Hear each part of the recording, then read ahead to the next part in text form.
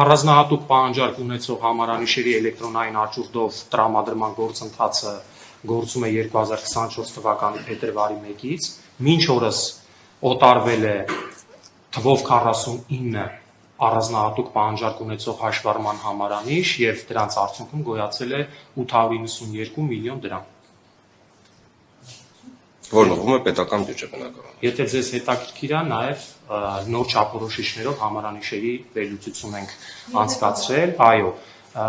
նոր չափորոշիչներով մեծ պահանջարկ ունեցող համարանիշերը ընդամենը 3 օր են տրամադրվել կառավարության որոշումը ուժի մեջ մտնելուց հետո եւ 3 օրվա ընթացքում տրամադրվել է 224 հաշվառման համարանիշ, որի արդյունքում գոյացել է 234 միլիոն 400 հազար դրամ։ Ավելի շատ ընդունելի է քաղաքացիների կողմից եւ ավելի շատ վաճառվել է 600 հազար դրամ արժողությամբ համարները։ 224-ից 165 հատ 600 հազար դրամանոց համարանիշ է ուտարվել։